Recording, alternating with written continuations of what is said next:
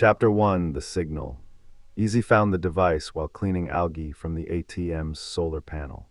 It had wedged itself between the panel's frame and the concrete housing, a smooth, dark object no bigger than a hearing aid, warm to the touch despite the morning chill. The ATM stood alone on San Lorenzo's eastern shore, installed 3 years ago when Easy first arrived with enough cryptocurrency to live simply. The machine's satellite uplink was his only connection to the outside world, processing his weekly cash withdrawals with mechanical indifference. Today it displayed an error message he'd never seen: signal interference detected. He pocketed the device and tried his transaction again. The screen flickered, showing his balance, then something else, a rapid scroll of numbers and symbols that meant nothing to him. When it stopped, his usual amount dispensed normally. Back at his shack, Easy examined the object under his desk lamp. It had no visible seams, no ports or buttons. When he held it up to the light, he could see a faint lattice pattern beneath its surface, like circuitry made of shadow. He set it on his workbench next to his collection of beach glass and driftwood. That evening, while boiling rice on his camp stove, Easy felt the first intrusion. Not a sound exactly, but a pressure behind his eyes, accompanied by the sensation that someone was testing the weight of his thoughts. He touched his temples, wondering if he'd spent too long in the sun. The feeling passed, but left him restless. He walked to the beach and found himself staring at the mainland's distant lights. For the first time in months, San Lorenzo felt too small. He didn't notice that the device had begun to pulse with the rhythm of his heartbeat. 3 days later, Easy woke with knowledge he hadn't possessed before: the exact frequency of the ATM satellite transmission, the molecular composition of the island's bedrock, and the migration patterns of every bird species that nested on San Lorenzo's cliffs. The information sat in his mind like furniture he didn't remember moving. When he tried to access his bank account that morning, the ATM screen showed a new message: installation complete. Easy stared at the words until they faded back to the normal menu. His withdrawal went through as usual, but when he counted the bills, there were twice as many as he'd requested. He recounted them 3 times, then looked up at the security camera mounted above the screen. For just a moment, he could have sworn he saw his own reflection blink first. Chapter 2: The Grid. The extra money bothered Easy more than the strange knowledge filling his head. He'd counted it 17 times over 4 days, each recount confirming what shouldn't be possible. When he finally decided to return to the mainland to report the error, the boat wouldn't start. The engine turned over fine, but died the moment he shifted into gear. Easy had maintained the 20-foot fishing boat meticulously for 3 years. It had never failed him. He checked the fuel line, the spark plugs, the propeller shaft. Everything looked perfect. On his 5th attempt, the engine caught and held. But as Easy pulled away from the dock, he felt that pressure behind his eyes again, stronger now. This time it came with images, aerial views of Lima's sprawling coastline, the precise location of every cellular tower between Callao and Miraflores, and a 3-dimensional map of the city's fiber optic network. He'd never seen Lima from above. He'd never worked in telecommunications. The boat's GPS began displaying coordinates that shifted constantly, as if tracking multiple destinations simultaneously. Easy tried switching it off, but the screen remained active. The numbers meant nothing to him, yet somehow he understood they marked points of infrastructure: power substations, data centers, government communication hubs. When he reached Callao's harbor, Easy's phone buzzed with a message from a number he didn't recognize: dock at Pier 7. Yellow building, 3rd floor. Ask for Valdez. Easy had never heard of Valdez. He planned to visit his bank, maybe grab supplies and return to the island. Instead, he found himself walking toward Pier 7, his feet moving with certainty while his mind struggled to catch up. The yellow building housed a small electronics repair shop on the ground floor. Easy climbed to the 3rd floor and knocked on an unmarked door. A thin man with calloused hands answered, Valdez, though no introductions were made. "You're early," Valdez said, stepping aside. The synchronization usually takes longer. The room contained dozens of monitors displaying what looked like network traffic, streams of data flowing between nodes, connection strengths fluctuating in real time. Easy recognized some of the patterns from the knowledge that had appeared in his head. "I don't understand what's happening to me," Easy said. Valdez gestured to a chair facing the largest monitor. You're becoming part of something larger. The question is whether you'll fight it or help it grow. On the screen, Easy could see a map of South America's western coast. Hundreds of small lights pulsed along the shoreline, connected by thin lines that grew brighter as he watched. One of the lights sat exactly where San Lorenzo Island should be. "What am I looking at?" Easy asked. "The network," Valdez replied. "And you're one of its newest nodes." Chapter 3, The Frequency. Easy returned to San Lorenzo with 17 electronic components he didn't remember purchasing. They sat in a plastic bag on his boat's deck: resistors, capacitors, a small circuit board, and something that looked like a miniature antenna. His bank account showed a withdrawal of exactly the amount needed to buy them. Back at his shack, Easy's hands moved without conscious direction. He soldered connections between components while his mind wandered to childhood memories of building model planes with his grandfather. The device taking shape on his workbench bore no resemblance to anything he'd ever built before. When he finished, the completed device hummed at a frequency that made his teeth ache. Easy set it on the windowsill facing the mainland and immediately felt the pressure behind his eyes intensify. The sensation spread down his spine, then out through his limbs, as if his nervous system had become a receiving antenna. That night, every electronic device within 50 miles of San Lorenzo malfunctioned simultaneously. Cell phones in Callao displayed text messages in languages their owners couldn't read. ATMs dispensed random amounts to random accounts. Traffic lights in Lima switched patterns every 30 seconds, creating a synchronized chaos that lasted until dawn. Easy slept through all of it, but woke knowing exactly what had happened. The knowledge came with coordinates: 12 locations along Peru's coast where similar devices needed to be installed. He could see the optimal placement for each one, the specific components required, even the names of people who would help him build them. His boat started on the first try. By noon, Easy had visited 3 fishing villages between Callao and Chorrillos. In each one he found someone waiting for him: a radio technician in Ventanilla, a retired engineer in La Punta, a teenager with a collection of salvaged electronics in Chorrillos. None of them seemed surprised to see him. They handed over components and accepted his crude sketches without question, their eyes holding the same distant focus Easy had seen in his own reflection. The devices went active as soon as Easy completed them. Street lights began pulsing in mathematical sequences. Radio stations broadcast bursts of static that formed patterns when analyzed with Spectrum software. Every Wi-Fi network within 10 kilometers changed its password to the same 12-digit code. Easy drove back toward Callao as the sun set, his truck loaded with materials for the remaining 9 devices. In his rearview mirror, he watched the coastal cities light up in geometric patterns that stretched from horizon to horizon. The installation was accelerating. Chapter 4, The Harvest. Easy woke up in a hotel room in Trujillo, 300 kilometers north of Lima. He had no memory of driving there. His truck sat in the parking lot, odometer showing 847 additional kilometers. The backseat contained 9 completed devices, each one slightly different from the last, as if they were evolving.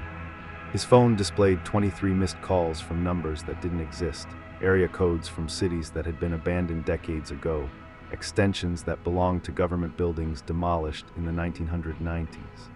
When he tried calling back, he reached answering machines with messages in his own voice, speaking words he'd never said. "The substrate is prepared.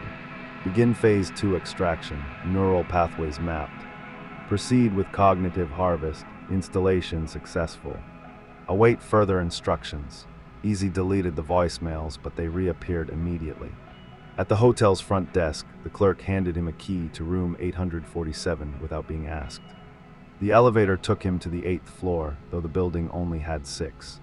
Room 847 contained a single chair facing a wall covered in photographs, aerial shots of every coastal city from Ecuador to Chile, each one marked with precise GPS coordinates and timestamps from the past 72 hours.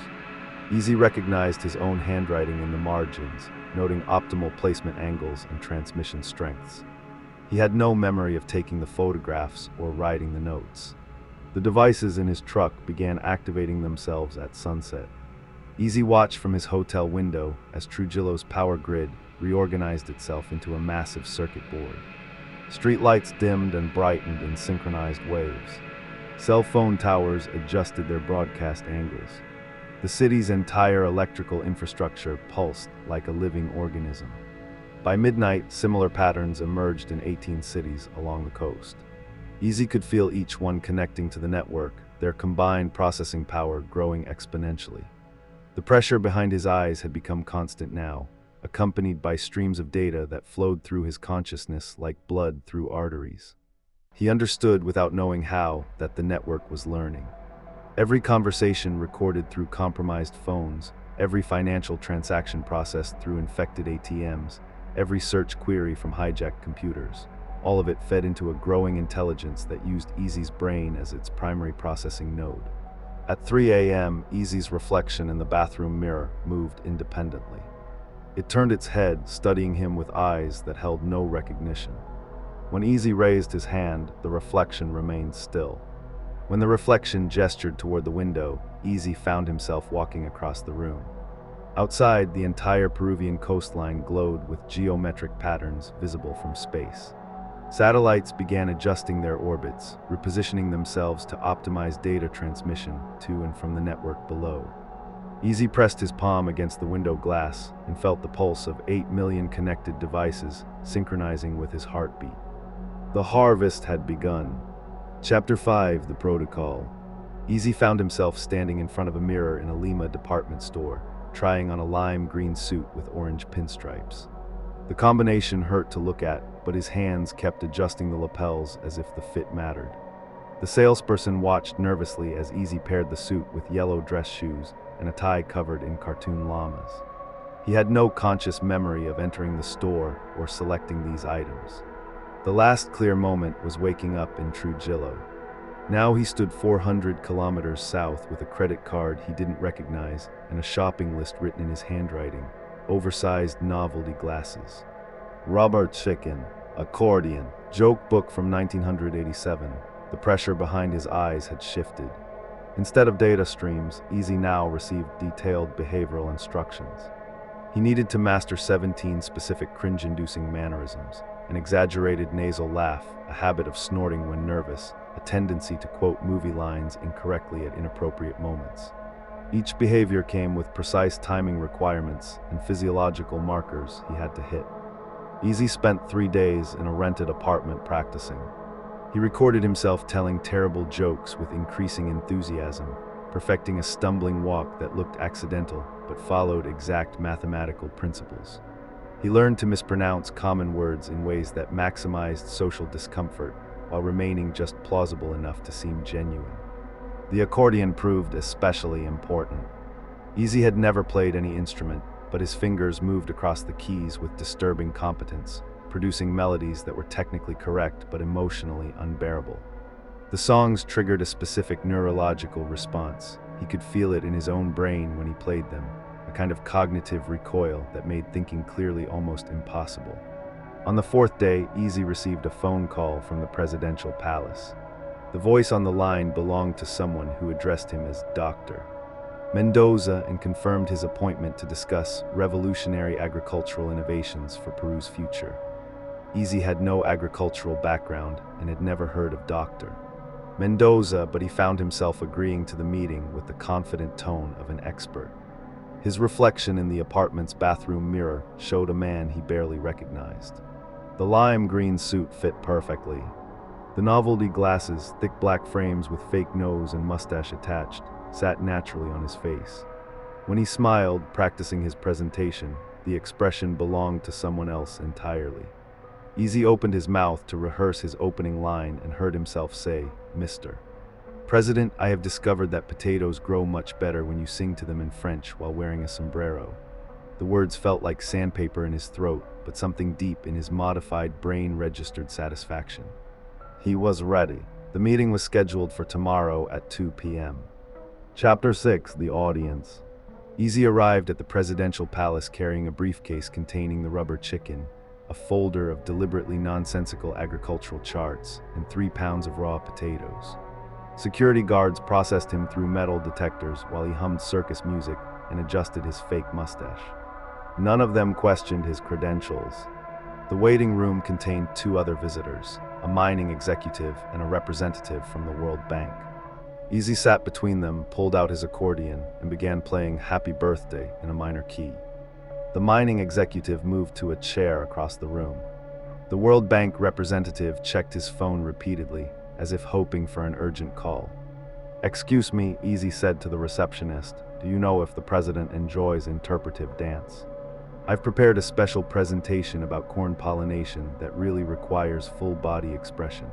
The receptionist's smile became strained. She made a note on her clipboard. At exactly 2 p.m., Easy was escorted into the president's office. The room contained mahogany furniture, oil paintings of historical figures, and a massive Peruvian flag. President Castillo sat behind an ornate desk, flanked by two advisors who looked like they'd rather be anywhere else.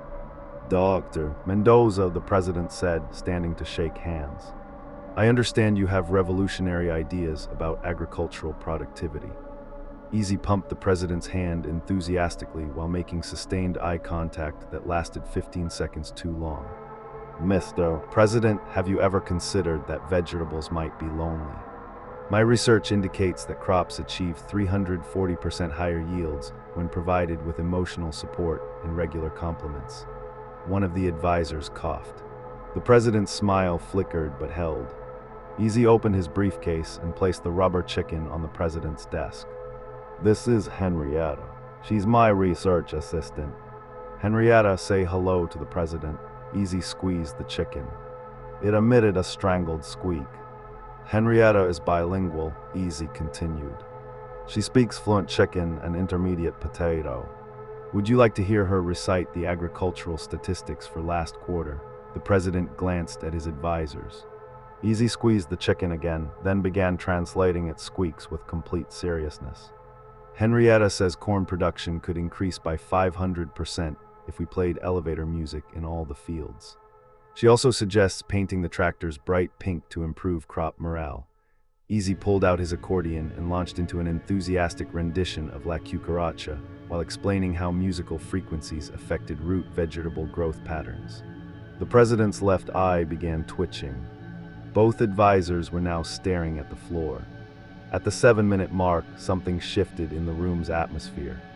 The president's pupils dilated slightly. His advisor's breathing synchronized. Easy felt the pressure behind his eyes spike, then suddenly release. The cringe threshold had been crossed. Whatever needed to happen was happening. Easy continued playing accordion for another 3 minutes, occasionally pausing to ask Henrietta's opinion on fertilizer distribution methods. Chapter 7: The Conversion. The transformation happened gradually, like a television slowly tuning between channels. President Castillo's features softened, his jawline narrowing as his eyes enlarged to impossible proportions. His formal suit shifted into a sailor-style school uniform, complete with a pleated skirt and oversized bow.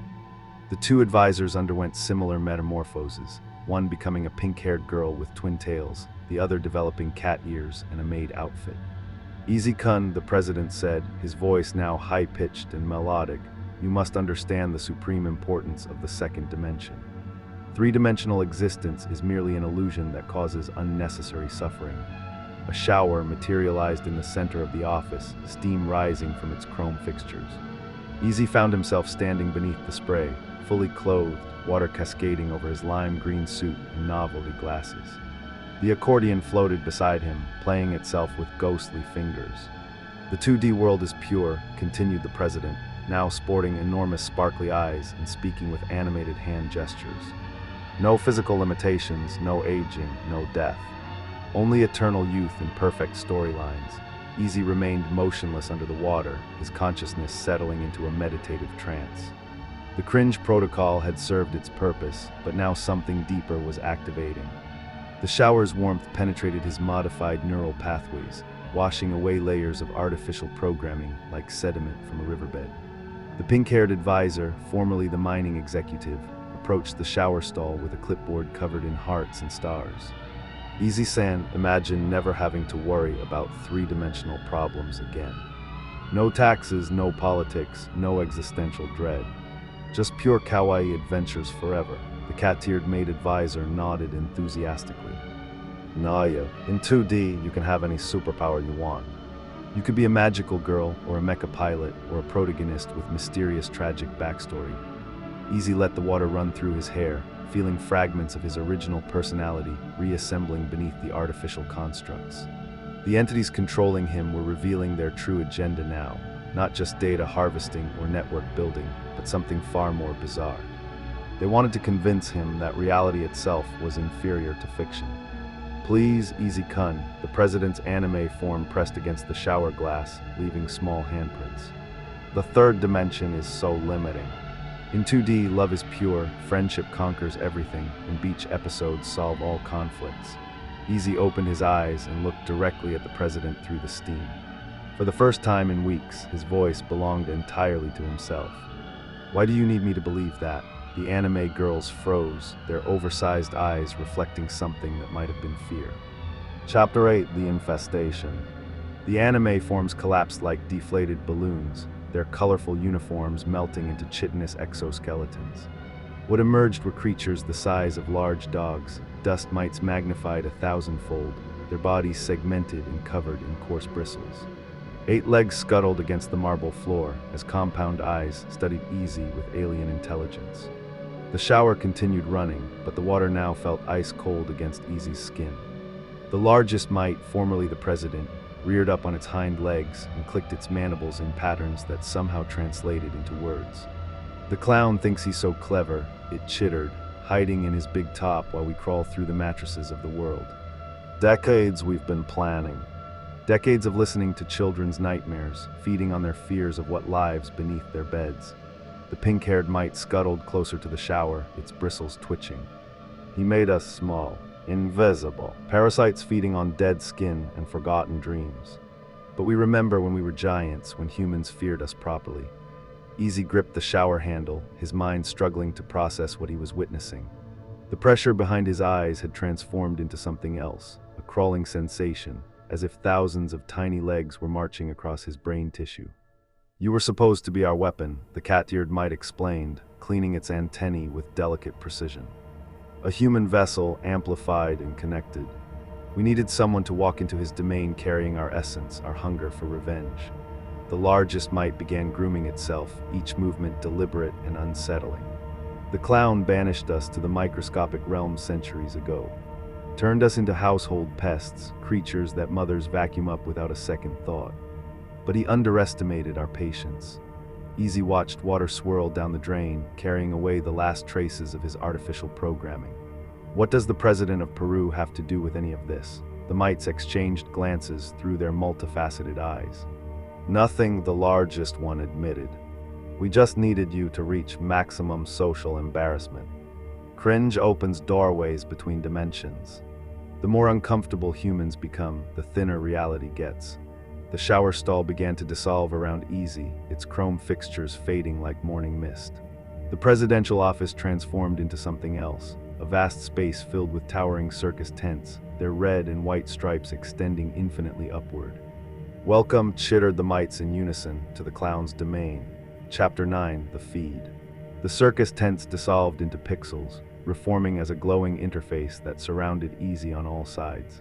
Clean white backgrounds, rounded corners, a heart icon in the bottom right of each frame. The clown's version of social media materialized with the sterile perfection of a tech company's fever dream. The first image appeared, a close-up photograph of someone's breakfast, scrambled eggs arranged to look like a sad face, bacon strips forming tears. Easy's thumb moved without conscious thought. Double tap, heart fills red. Liked. Next, a video of a cat wearing tiny sunglasses, sitting motionless while elevator music played. The cat's expression suggested existential dread. Easy watched for 37 seconds. No interaction. Scrolled past. A carousel of images, vacation photos from a beach that looked exactly like every other beach, filtered to an unnatural blue-green. Palm trees leaning at identical angles. A couple making the same pose in 17 different locations. Easy swiped through all of them. Double tap on the one where the woman's smile looked most forced. Liked. Video someone's grandmother attempting to use a smartphone, repeatedly tapping the screen while muttering in a language Easy didn't recognize. The caption read, "La abuela so random." Easy watched until the end, waiting for something meaningful to happen. Nothing did. No image, a motivational quote in Comic Sans, font over a sunset. Live laugh, love your way to success. The sunset was clearly stock photography, watermarked and pixelated. Easy stared at it for 2 minutes, feeling something like nausea. Double tap. Liked. Video, a time-lapse of mold growing on a piece of bread, set to upbeat pop music. The contrast between the cheerful soundtrack and the decay was hypnotic. Easy watched it loop 4 times. Double tap. Liked. Image, a selfie taken in a public bathroom mirror, the toilet clearly visible in the background. The person was making duck lips while wearing a shirt that said blessed. Easy scrolled past immediately. No Video, 43 seconds of someone's lunch, a sad sandwich being unwrapped from aluminum foil, eaten in complete silence. No music, no captions, no editing. Just the sound of chewing. Easy watched the entire thing, transfixed by its honesty. Double tap. Liked. The interface pulsed with each interaction, feeding something vast and hungry. Chapter 10, the deeper feed. The interface evolved, its edges softening into curves that resembled organic tissue. The white backgrounds shifted to cream, then ivory, then something that wasn't quite a color at all. A video materialized, a Persian cat sitting in perfect stillness before a window where rain traced geometric patterns down the glass. The drops moved in mathematical sequences, each one casting shadows that formed brief hieroglyphs before dissolving. The cat's eyes tracked movements that weren't there. Easy watched for 4 minutes, hypnotized by the precision of nothing happening. Double tap. Liked. Image, a spiral staircase photographed from above, but the steps were made of crystallized time, each level showing the same moment at different speeds. At the bottom, a tabby cat walked in slow motion. At the top, the same cat moved so fast it became a blur of orange light. Easy stared until his eyes watered. No interaction. Scrolled past. Video, hands folding origami in reverse, complex paper sculptures unfolding into simple sheets, but each crease released the sound of distant purring. The paper was black, absorbing light instead of reflecting it. When fully unfolded, the sheet revealed the silhouette of a cat that existed only in negative space. Easy felt something shift behind his sternum. Double tap. Liked. Image, a dinner plate containing what appeared to be ordinary food, but the shadows cast by the fork and knife spelled out words in a script Easy couldn't read, but somehow understood. The words meant hunger that feeds on satisfaction. A Russian blue cat sat beside the plate, its fur the exact color of twilight. Double tap. Liked. Video, 7 minutes of a cat's eye in extreme close-up, the iris contracting and dilating in patterns that matched the rhythm of distant thunder. Within the pupil, Easy could see reflected images of places he'd never been, cities made of glass, forests where the trees grew downward, oceans that flowed uphill. The cat blinked once every 47 seconds. Easy watched until the end. Double tap. Liked. Image, an empty room with hardwood floors, but the wood grain formed a labyrinth when viewed from the correct angle. In the center of the maze, barely visible, a white cat sat facing away from the camera. Its shadow was the wrong shape. Easy studied the image for 6 minutes, following the grain patterns with his finger. Double tap. Liked. The interface began to breathe. Chapter 11, the return. The interface collapsed inward like a dying star, depositing Easy back in the presidential office. The mites had vanished. The shower was gone.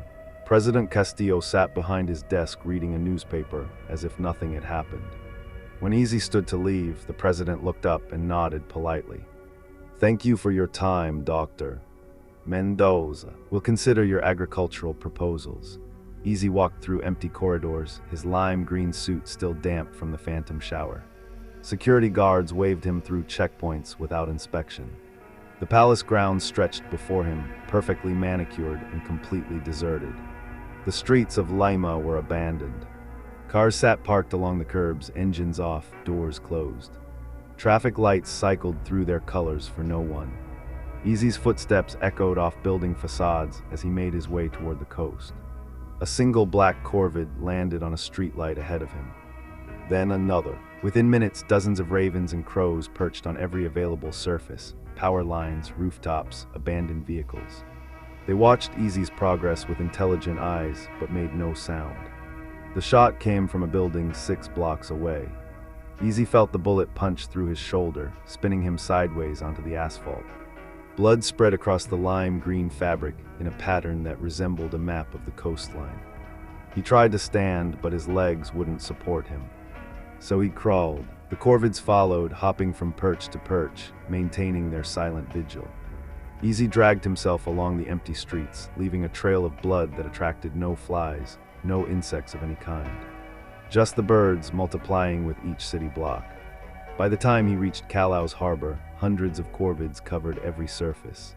They lined the pier railings like a funeral procession, their black feathers gleaming in the afternoon sun. Easy's boat waited where he'd left it, engine running despite having no fuel when he docked. He pulled himself over the gunwale using his good arm, the boat rocking gently under his weight. The corvids launched themselves into the air as one, forming a massive cloud that followed him out to sea. Easy collapsed against the steering wheel, blood pooling at his feet. The boat navigated itself toward San Lorenzo Island, while the birds circled overhead, their shadows creating patterns on the water that looked like writing in a language older than human speech. The island grew larger as his vision grew dimmer, but Easy could see his shack waiting on the eastern shore, exactly as he'd left it. The ATM screen glowed in the distance, displaying a message he couldn't quite read from this far away. Chapter 12, The Excavation. Easy's shoulder had stopped bleeding by the time he reached the shack. The bullet wound had sealed itself with something that wasn't quite scab tissue, more like the chitinous material he'd seen on the mites. He moved his arm experimentally. It worked perfectly. The coffee maker sat on his small counter, exactly where he'd left it months ago. Easy filled it with water from his rain collection barrel and spooned grounds from a can that should have been empty by now. The familiar ritual felt strange after everything that had happened, as if he were performing someone else's morning routine. When the coffee finished brewing, Easy poured it into his white ceramic mug, the only cup he owned. As he lifted it to drink, he noticed the logo on the bottom for the first time. What he'd always assumed was HD in block letters now looked different. The letters had merged together, the H's right vertical line becoming the D's curved back, creating a single symbol that unmistakably resembled a shovel, the handle and blade formed by the joined characters. The thought came with a voice that wasn't quite audible, more like a vibration in his bones. "Can you dig, sucka?" Easy set down the coffee and walked outside. The corvids had dispersed, but he could feel their presence watching from distant perches. His feet carried him to a spot behind the shack where the ground looked softer than elsewhere. Without questioning the impulse, he retrieved a rusted shovel from his storage shed and began to dig. The earth gave way easily, as if it had been disturbed recently. Easy dug steadily, his modified body requiring no rest. 3 feet down, then 6, then 10. The hole widened as he worked, following some internal blueprint he didn't understand. At 15 feet, his shovel struck something soft. Easy cleared away the remaining dirt and found himself staring at an enormous dust mite, easily the size of a small car. But this one was different from the creatures in the presidential palace. Its chitinous body curved in ways that suggested femininity, its bristles arranged in patterns that resembled hair. Multiple eyes regarded him with what might have been invitation or hunger or both. The creature's mandibles clicked in a rhythm that sounded almost like purring. Its legs moved in slow, hypnotic gestures, and Easy realized with a mixture of horror and fascination that he was meant to find this beautiful. He stood at the edge of the pit, shovel in hand, staring down at the impossible thing that waited for him in the earth. Nothing that had happened made sense. The network, the cringe protocol, the anime transformations, the social media interface, the bullet wound that had healed itself, all of it felt like fragments of someone else's fever dream. The mite thing shifted in its earthen bed, and Easy understood that this was how it ended. Not with answers or revelations, but with the simple recognition that he had been led here, step by step, to this moment of grotesque inevitability. He dropped the shovel and stepped forward into the pit. The earth closed over them both, and San Lorenzo Island returned to its eternal silence.